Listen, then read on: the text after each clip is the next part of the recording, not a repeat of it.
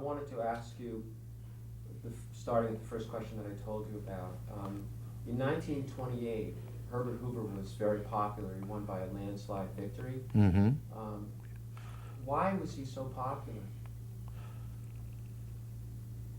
He didn't have any intermediaries between himself and body politic.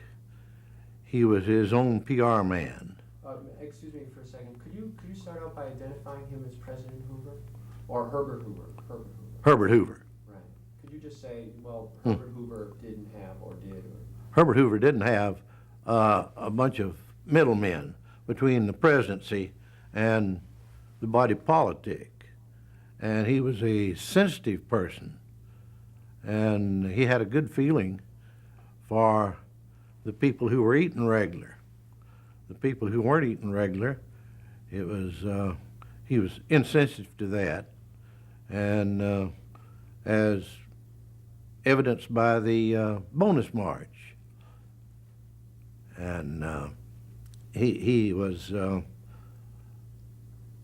kindly man, and the Red Cross was his, more or less his baby. And it still manifests some of Herbert Hoover's theories. When did people first become aware that a drought was coming on?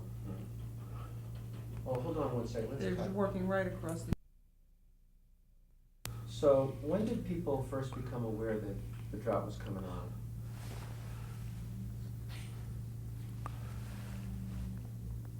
Well, when it quit raining, that's when they discovered it wasn't going to. We were going to have a drought. But see, we went there for months on end without rain, and in July of 1930, we had every day was 100 degrees or more, and no rain, and that catches your attention real quick. And that was about the time that everybody realized that the agricultural industry was in trouble. That's great. Now, the drought and the depression converged. There was a relationship between them on the area. What effects did the natural calamity have in conjunction with the economic calamity that worked with each other? Well, the drought just about broke economically everybody, from the field laborer to the banker, and there was just no revenue flow, and from our major industry. So that was reflected in Wall Street and in the banking industry. Some of the banks in the Delta country had loans that they had made to croppers, plantation people, but they had borrowed the money to make the loans with. And when the planters couldn't pay them off, they couldn't pay off the people up in Boston. And nothing irritates you so much as a past due note. That's great. You're doing just great. Now, this area had some trouble already. There were already signs of big economic problems in the 20s. Could you describe those problems? Well, the interest rates had gone up a little bit. That creates a problem. But the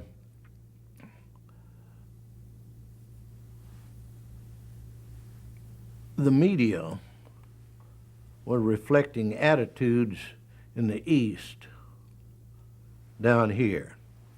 And before they knew it, they were infected with this "where's my share" idea. And Mr. Hoover was, the president, was he was an advocate of chicken in every pot, you know. And when your chicken didn't show up, it irritated you. And so that's one of that was the beginning. That's down at the very grassroots. That was even more sensitive than two cars in every garage. Hold on a second. All right, we're just gonna cut. Describe the economic system at work here, between the bankers, planters, merchants, tenants, sharecroppers. Just give me the whole system, how it works. Well, our major industry in the South and the Southwest was agriculture, and here in the East Arkansas and the Mississippi Delta, it was all based on cotton and other row crops.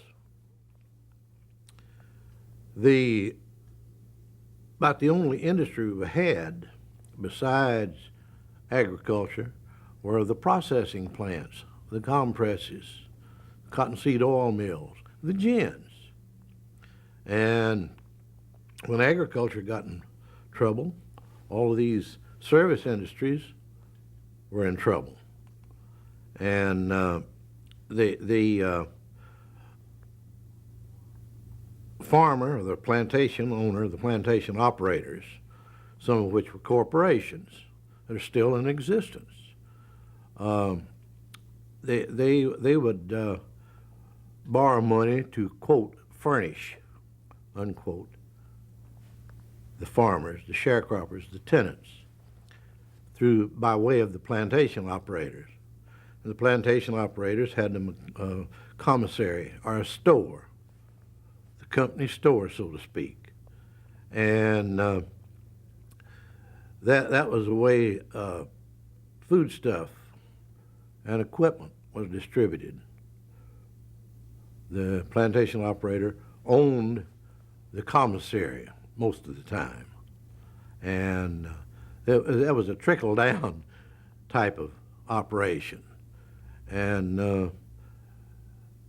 the tenant farmer would get his foodstuffs, his work clothes, work equipment on credit.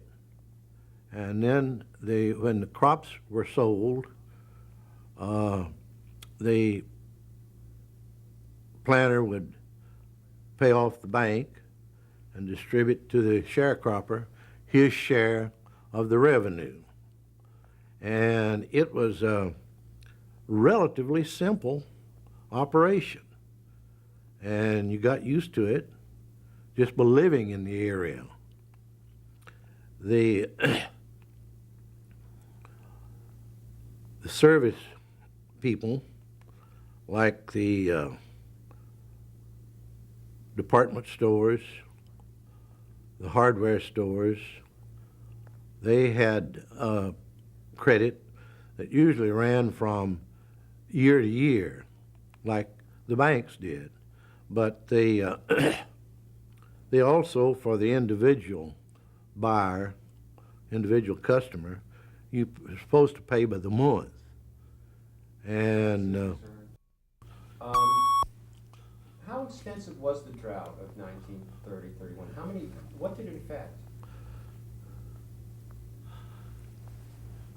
This is just a horseback estimate, but I would say that 13 or 14 states, including some of the Midwestern grain states, but we're speaking now of Oklahoma, Texas, Arkansas, Louisiana, Mississippi, Alabama, Kentucky, Tennessee, and Alabama. Those states were all affected some way by the drought. Great.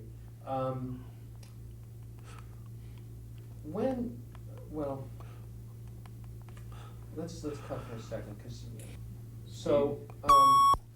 starting in say 1929, could you describe what happened to the price of cotton? Well, the price of cotton and all other commodities,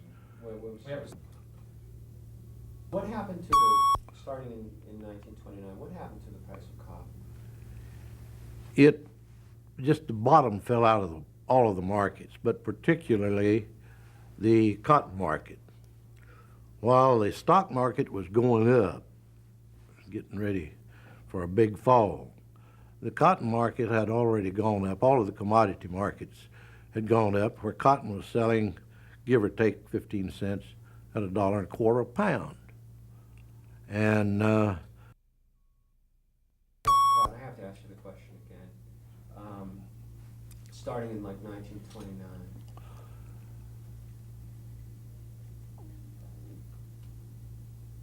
well, when it became apparent that there wasn't going to be a good crop, the price went up. It had already been at an elevated position, but the price went up to between $1 and $1.25. And our cotton markets, besides the New England area, were in England. And so they were trying to get enough to carry them through to the next crop period. So they were paying some pretty good prices. Then all of a sudden, they quit selling cotton goods. Could you start that again, say all of a sudden? Because you clearing your throat, so. All of a sudden, they, excuse me, all of a sudden they quit selling cotton products, sheets, pillowcases, underwear, petticoats. So there wasn't any demand for cotton. And what demand there was, people didn't have any money to pay for it. So the price just plummeted. Now that the Red Cross stepped in into the area to help out people, how did that system work?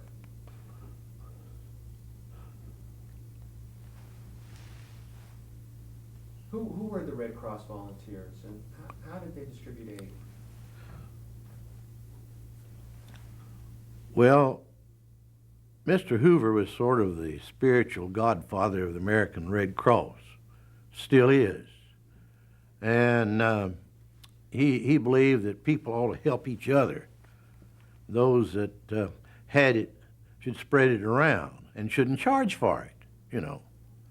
And the American Red Cross still operating on that theory. So the Red Cross was a ex officio agency of the federal government, the Department of Agriculture. And in addition to applying Band-Aids to abrasions, physical abrasions, they were distributing for the Agriculture Department dried beans, black-eyed peas, pork, dried pork, whatever, to keep you from starving to death. And they became an agency almost of a political nature. That's great. In this area, there were some complaints in England, Arkansas, for example, that the Red Cross wasn't doing a good enough job. Can you tell me about that? I'm not too familiar with that situation, but having read about it since I came to Arkansas, it was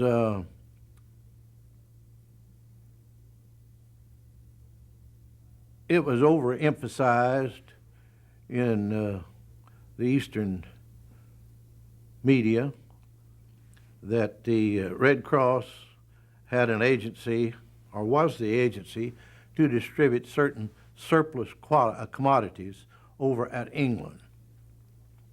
And the word got out that the supplies were there, and that they just weren't giving them out. You'd come in, and if you didn't have the paperwork there, they'd turn you down.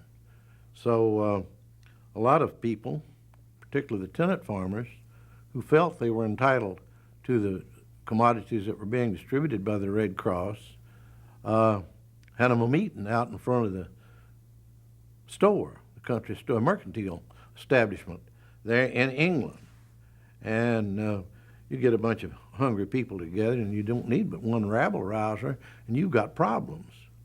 And that was what happened there. There was a lot of misunderstandings about that particular situation and throughout the South. The Red Cross, any agency that depends entirely on volunteers, there's going to be some foul-ups. And that was what happened there. I think the commodities, and again, I'm depending on somebody else's reporting. I think the commodities were available, and that the Red Cross was just merely slow in proceeding with its paperwork.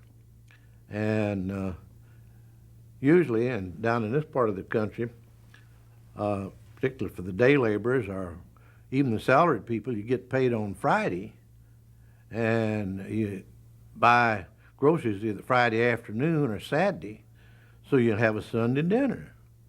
And so Friday and Saturday went by, and they didn't get their issue of commodities. And that'll upset you. What, Stop here for a second. Somebody knocking on the door.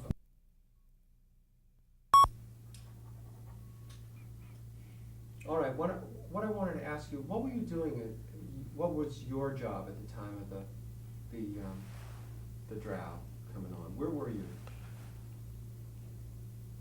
I was here in Arkansas at Pine Bluff on a daily paper down there.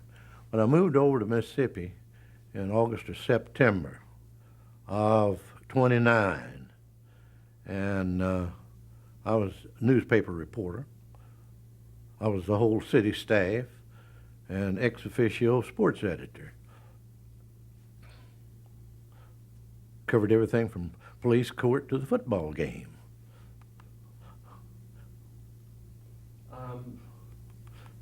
What kind of, you read about the England riot in your, In the commercial appeal, yes. could you start by saying, I read about the riot? I read about the England situation, and I think that even now the people that wrote that story would probably agree that it was mislabeled. It wasn't a riot, but it was quite a demonstration. And I read about it in the Memphis Commercial Appeal, and the Commercial Appeal had here in Arkansas had quite a bit of coverage, distribution, and they to this day have a bureau here in Little Rock, and their Arkansas readers were interested in anything that happened in Arkansas, but more particularly over there in that area. Now, were people scared that what happened in England might catch on? Who, if there were people that were scared of that, who would they be? Newspaper editors. But there was a feeling of apprehension. You get hungry and you miss a payday, you get real antsy. Anybody does. And you get a feeling that the world's gone to hell in a handbasket, and you can't position yourself in such a world. And it makes you apprehensive as all get out. Now, afterwards there were reports that, wow, maybe there were communists involved in the England food riot. It seemed, does that make any sense? I don't think so. I don't think it makes any sense that there were communists involved. We still see communists every day up and down the street here.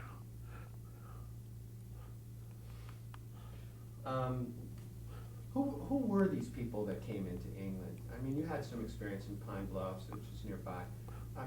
What kind of people would come in on a town like that? Well, there were people that whose plantations or the tenant farmers had accounts and did a lot of their shopping at this mercantile establishment, buy their overalls and their work shoes and cloth for dresses and aprons. They would buy it there rather than through their own commissaries. And they were known by the merchants, and they felt that there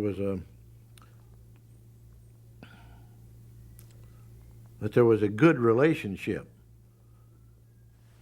and it was a paternalistic type of thing handed down by the plantation owners or the landowners through the country stores to the tenants, croppers.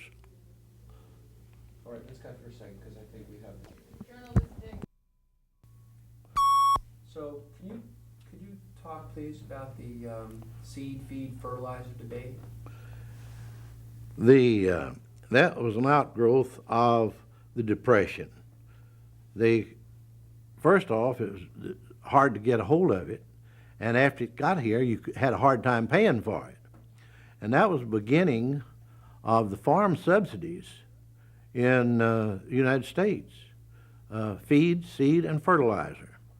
And now the feed, of course, was for the livestock. The seed was to plant in the ground, and the fertilizer was to make them both grow. So the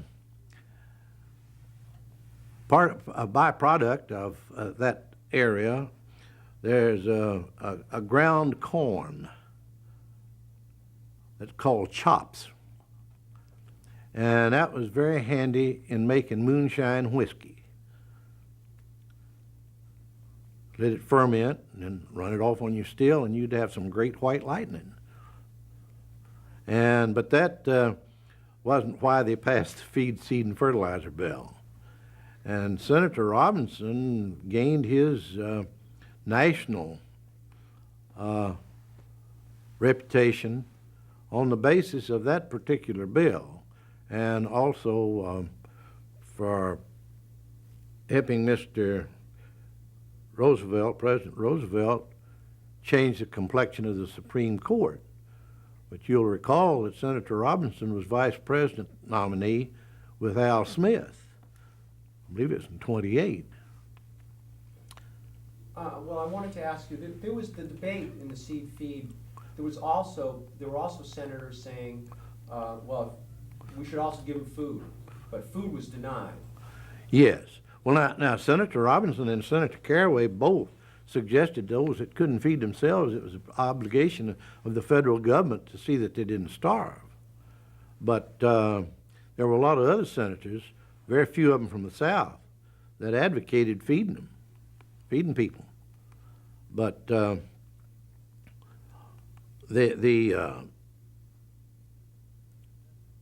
that's still sort of one of our major parties now, that if a man can't take care of himself, his government should do it. Now, why did they deny food to the area? Well, they figured they were chiseling. I mean, they were a bit cynical, and Well, I'm sorry, who was a bit cynical? You Yankees were a bit cynical. The people up there were like the folks that had pretty good jobs, good paying jobs. They couldn't understand why people down in another geographical area couldn't feed themselves, couldn't get a job and go to work. And they had jobs, but they weren't getting paid. And you can't buy ribeye steaks on a black-eyed pea salary. And there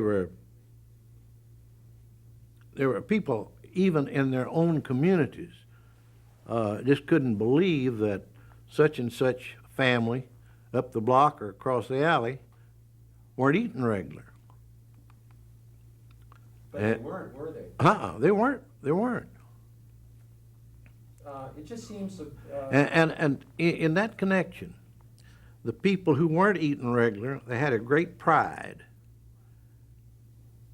And they didn't want to ask for help. I made it this far by myself, and I'm going to make it and see that my kids are fed. And they just didn't feel like they should ask somebody else to support them. that's great. That's great. It seemed cruel, though, that President Hoover would veto a bill for food, and that Hyde, Secretary of Agriculture Hyde, would speak out against it. Was it cruel? Well, I think it was cruel. That was one of the great things that brought the Democrats back into power. Let's see. I need to just ask you again, to put it in your own words, that it just didn't seem fair, or that President Hoover was working against giving food to people here. Well, politics is entering into this now. And the Republicans, ever since Mr. Lincoln was killed, have been looked upon as sort of cold-blooded characters. And if a few of us starved to death, it isn't going to hurt the country. So that's sort of a hallmark of Republicanism. And of course, I may be tarred and feathered for saying that, but So Mr. Hoover was, Mr. Hoover operated on. Could you just start that again, Mr. Hoover? Sir? could you just I start? was just zooming the lens. Mr. Hoover was at best, or at worst, very, very conservative. And he never had missed any meals, neither had his wife. And nothing changes your attitude like going hungry a couple of days. And he never had that. And he just couldn't believe that there were people under his administration that were not eating regular. That's great. How did this drought and depression affect you personally?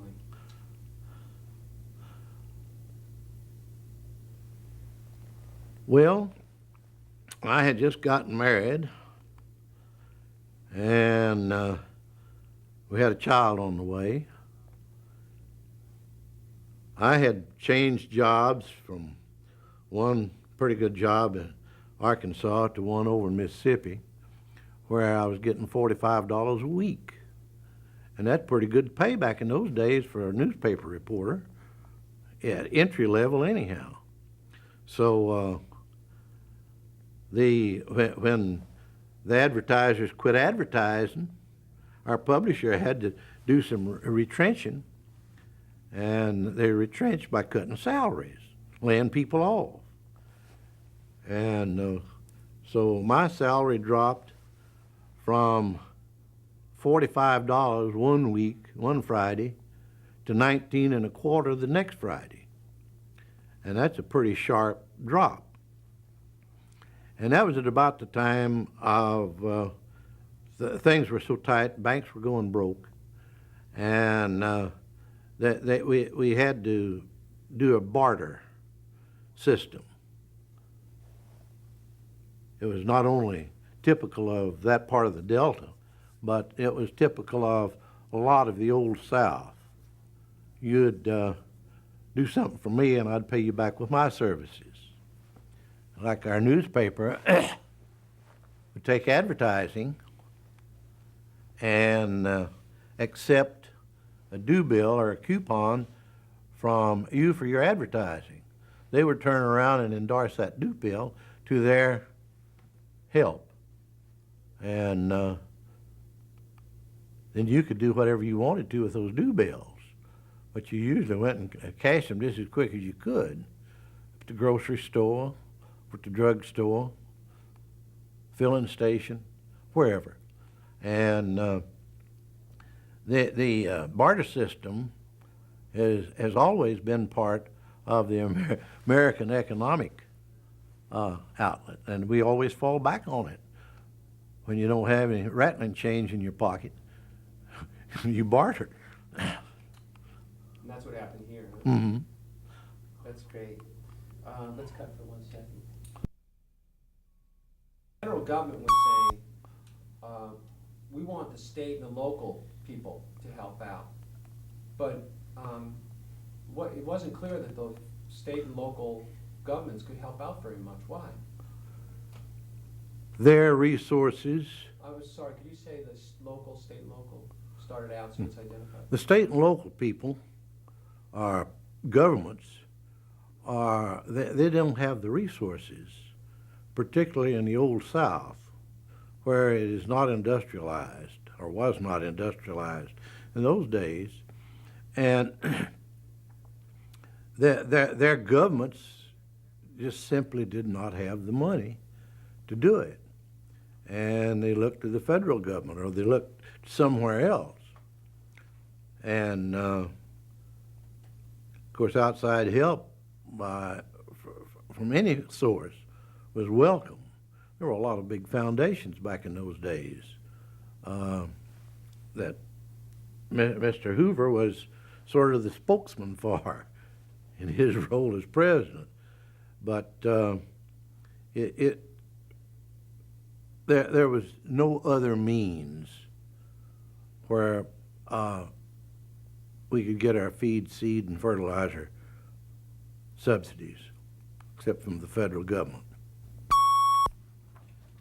Sir, could you describe the development of diseases and diseases of malnutrition during the drought?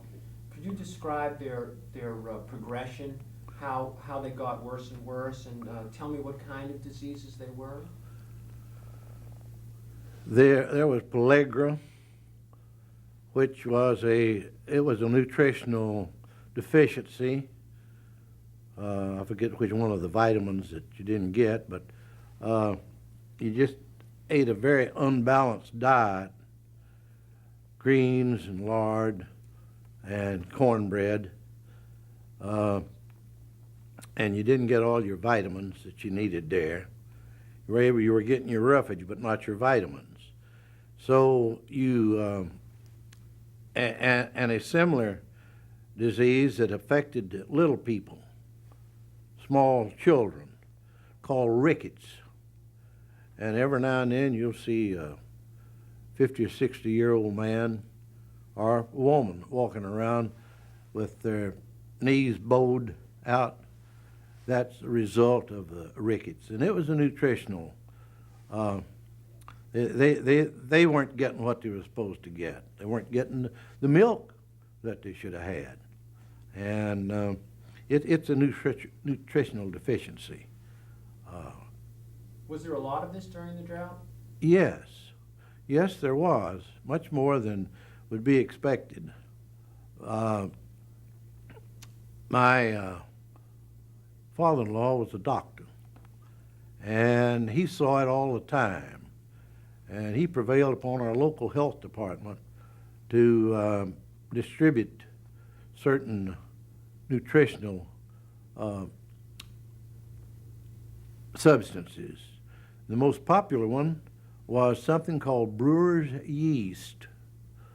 And that's what it was, yeast that the brewers used.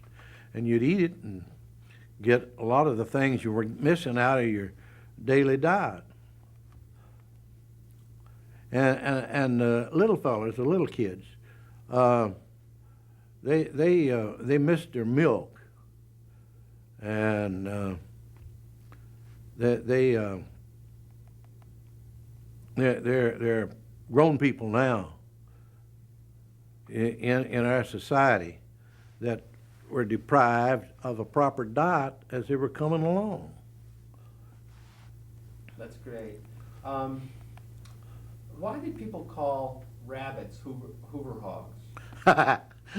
Well, they weren't able to get a hold of any pork of their own at the butcher shop, or they couldn't raise it. They didn't have a place to raise a hog of their own, so they'd go for wild meat. And the handiest thing to have were these little cottontail rabbits, and they were called Hoover hogs. And they made great dumplings. So you could get. They provided a lot of it was sort of a delicacy. Still is. Like frog legs. It's a delicacy. And you had to be pretty fast afoot to catch one, but you could shoot them with a .22 rifle. If you could buy the shells, you could go hunting, particularly in the snow, and get them. And that was meat. That was the source of meat. Hoover hog. That's great. Now, winter was setting in winter of 1930-31. Yeah. What was it like for the people of this area who didn't have enough? It was misery. Could you start out by saying when winter came on? When winter came on, it was misery. And in addition to food shortages, their foot gear. They didn't have enough shoes. And you run around outdoors in freezing weather, you get frostbite, barefooted. And the fuel, if you lived in the country, lived out of, you could buy coal if the mines weren't shut down. You could buy coal, and if you could afford it, if you lived in town.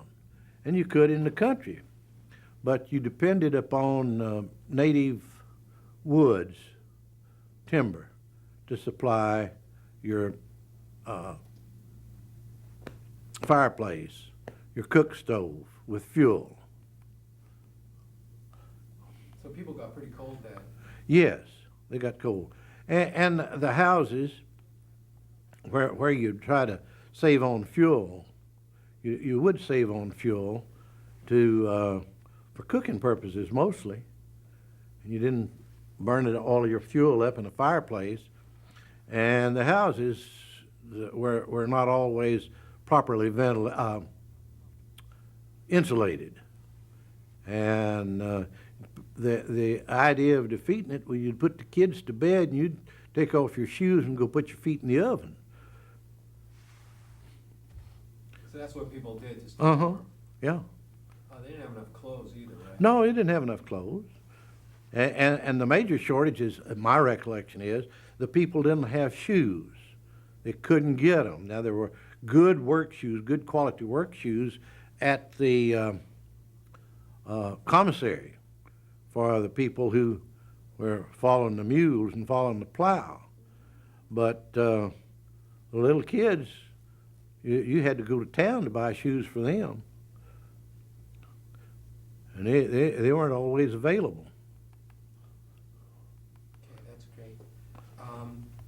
I wanted to go back to Senator Robinson and Caraway, those two senators. Yes. What kind of people were they? How did they try to take care of the people here during the drought? What were their ideas about helping people here? Senator Robinson and Senator Caraway, too, and Senator Caraway's widow, who became a senator, they had a good rapport with the so-called man in the street, the man in the field. Now, Senator Robinson was he was former governor and had connections with the utilities. I don't know whether he was a lawyer. I don't know just exactly what his connections were. But he still was a politician. And he had good rapport with the people in the street, the people at the workplace, and certainly with the bankers and the utilities. And they no politician wants to see a constituent hungry or out of work. And that was their theory. They thought the Red Cross could help a lot. Yes. Well, the Red Cross at Sorry, that sir, could you start again with the Red Cross? the Red Cross in those times was the only recognized charitable organization in the nation, outside of the Salvation Army.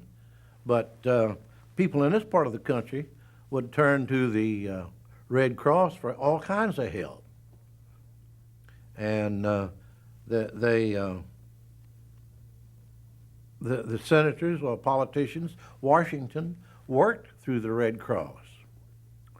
And the senators were anxious to see that their constituents got everything that was available to anybody else. And they did a pretty good job of it, too. Now, it was claimed that if you gave food to the people of Arkansas, you'd have to give food to the people in the cities in the north, like Detroit and places like that. That was a really important part of that debate in Congress. Yes. Can you talk about that at all? Well, I don't recall that our senators and congressmen opposed food or free food, so to speak, for our people in other parts of the country. But the theory was that the big city folks had jobs in which they could go to the grocery, the butcher shop, and buy food. And and it got much worse till a lot of the urban poverty people were as bad off as the folks down here in this country. And but the theory was that those people in the urban areas had their own organizations. They were not objects of charity. And again, pride entered into that. So if those Yankees up there are getting have a job and being able to buy whatever they need, why should we give them some of our money, our groceries? But it didn't work out that way. Everybody during the Depression, which is a complement or a adjunct of the drought, everybody was in the same boat.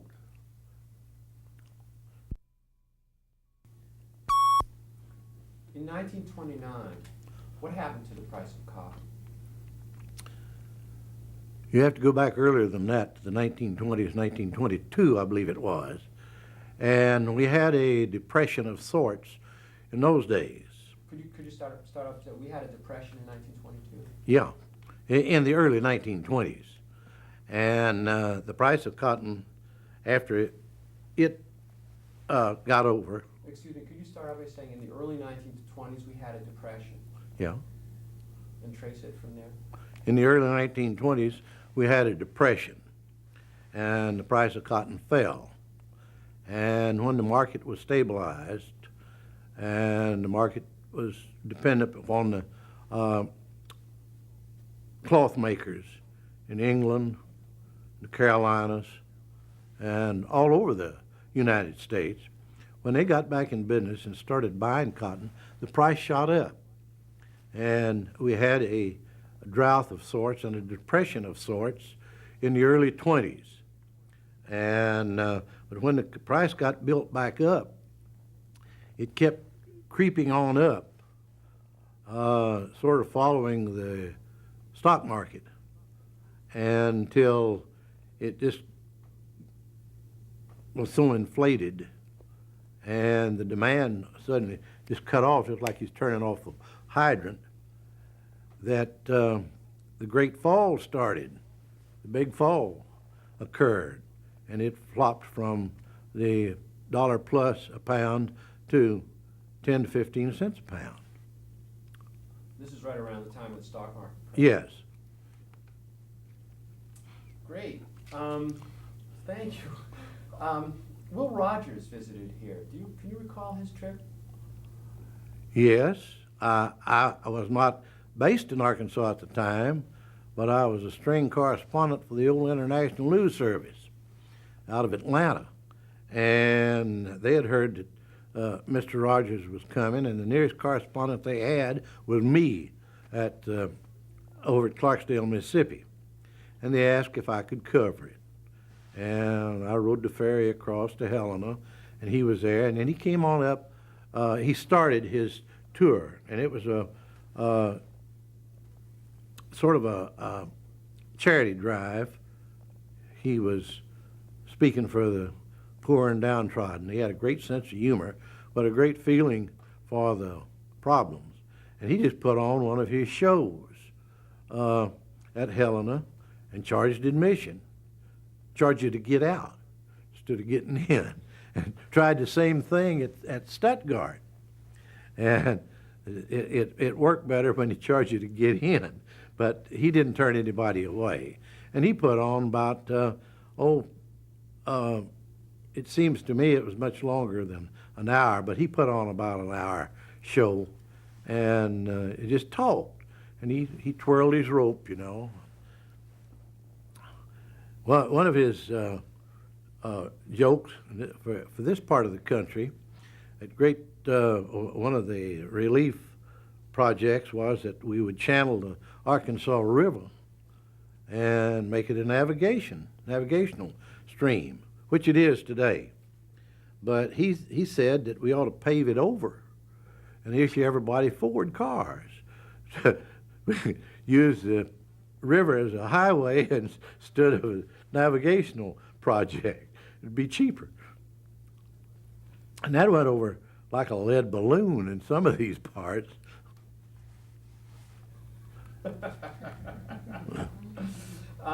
What was the other joke he cracked? Now, he's the one that came up with the Hoover hogs. He said that his legs were tired. He had lost a lot of weight. He'd been doing a lot of running recently.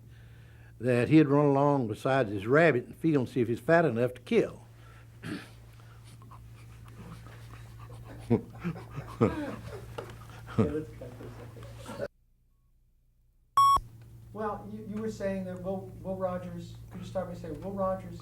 Will Rogers was a great individual, and he had tremendous leadership qualities. He was a statesman, and he could have been elected to almost anything he wanted, not only in Oklahoma, but all over. But he didn't want to be bothered with it. He didn't have a real high regard for politicians, and he didn't want to be labeled a politician. It was sort of he said it was sort of like being accused of stealing money from the church. All right, that's great. What was the role of the press during the drought? How did they report the drought? And tell me why. The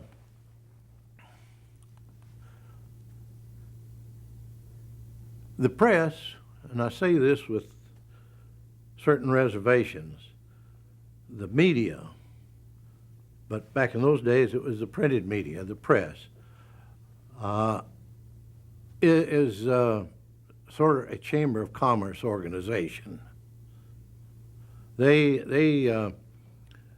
unless there's some real bad things going on socially or otherwise in the neighborhood, they don't want to stir up a lot of bad publicity for their advertisers or some of their readers.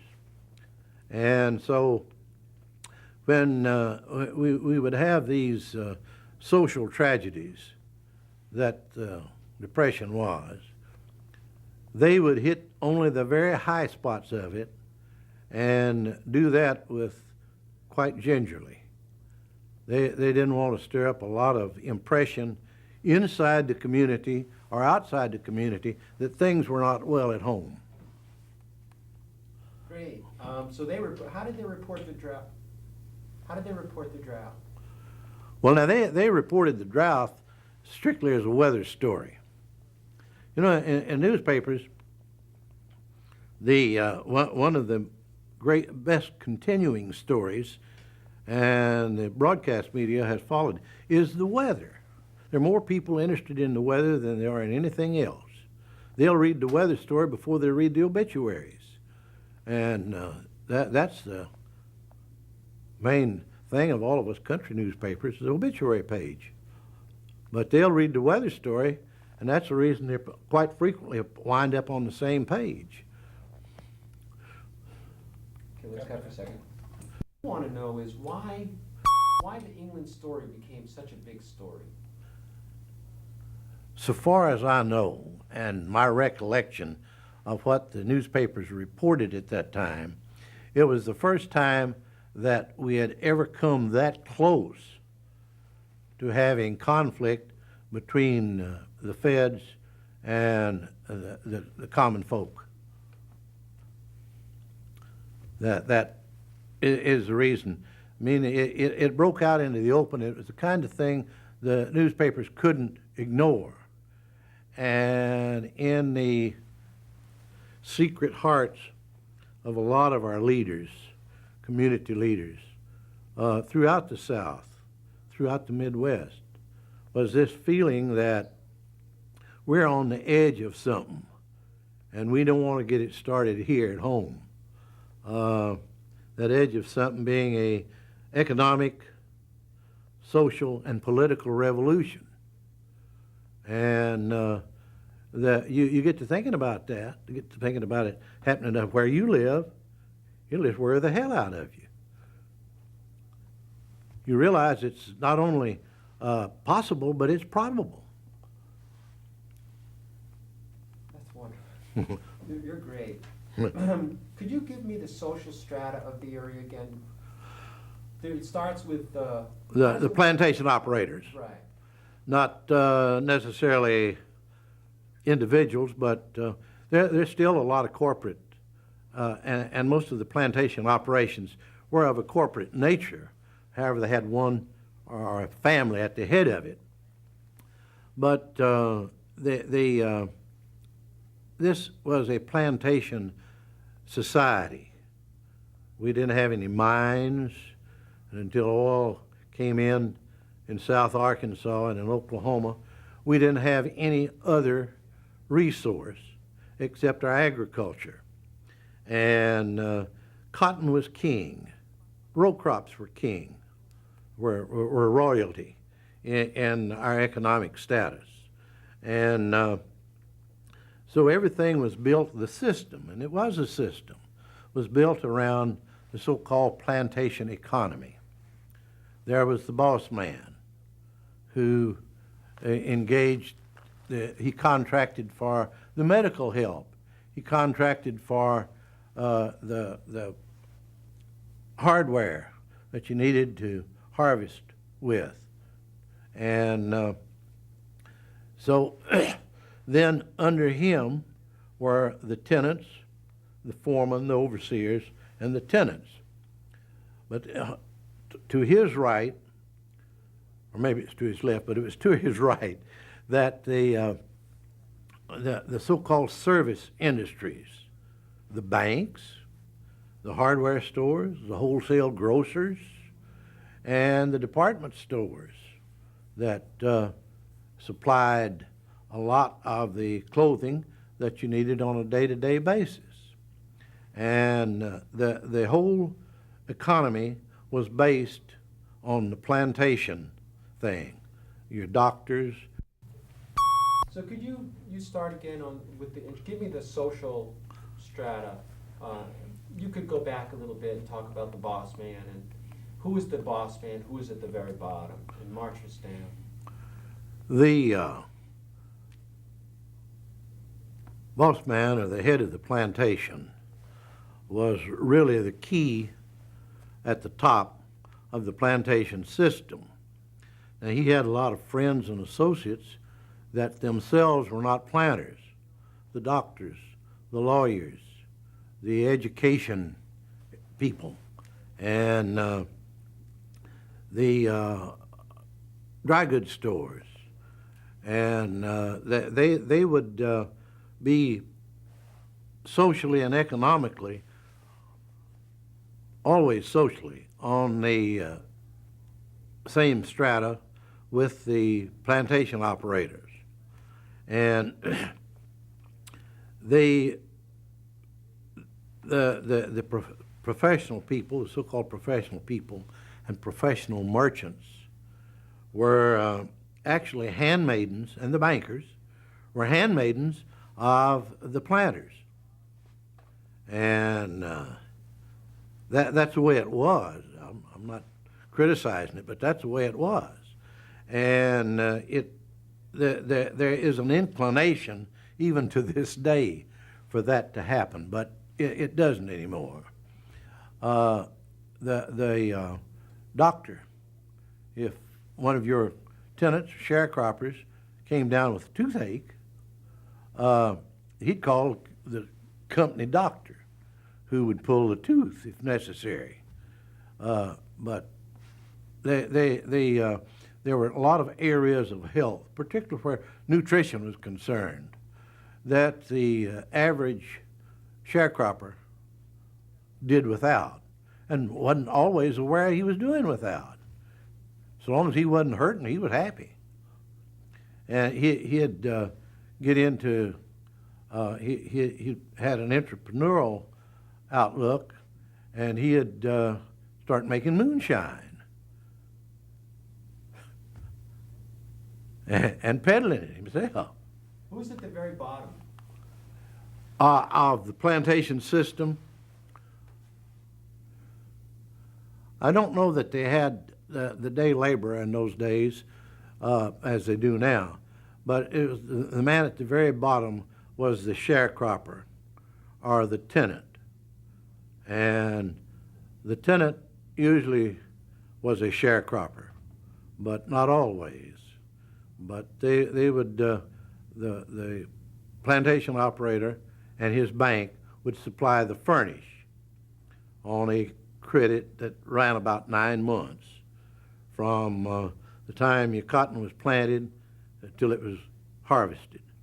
And the man that did the labor and his family were at the bottom of the stack. You'd go to a landholder and tell him you'd like to make a crop for him, or you'd like to work for him. One of the first questions he'd ask you, not about your credit, but how many hands do you have? That matters how many people you get out there and put in the patch to pick cotton. And he'd always count his wife and his kids that were of any stature at all. They were good cotton pickers. And the mothers would take the babies out to the field with them and put them on top of a sack and drag them along. Those cotton sacks were vicious things. They would hold maybe 200 or 300 pounds of hand-picked cotton, and you'd pull it across on your shoulder up and down the cotton row, stooping over all the time, or down on your knees picking cotton. So the mothers would take their kids with them, right? Oh yeah, the mothers would take their kids with them, and usually they'd take they'd get up early and carry a lunch or a dinner in a lard pail bucket, feed the whole family. Wedges of cornbread, fruit jars full of turnip greens, cold turnip greens, turnips, and you got your hot meal if your mother worked in the field or your wife worked in the field with you. You got your hot meal you in the morning or at the evening meal at bedtime. Okay, I want to switch gears very quickly. What kind of status did the Red Cross volunteers have in the community? Well, the Red Cross volunteers, they had a good acceptance by the rest of the community. A lot of folks thought they were foolish, but there were enough people with goodwill in their hearts to volunteer. They felt that that could be a contribution if they just count the number of sheets on a tablet. They were making a contribution to the system. And there was, I never heard of anybody who wasn't available for so-called volunteer work with the Red Cross. Okay, thanks a lot. Let's cut for a second. Well, you don't have to say it if you don't feel comfortable with it. I wouldn't feel comfortable with it. All right. No, I've It's all right. this Let's cut. this morning when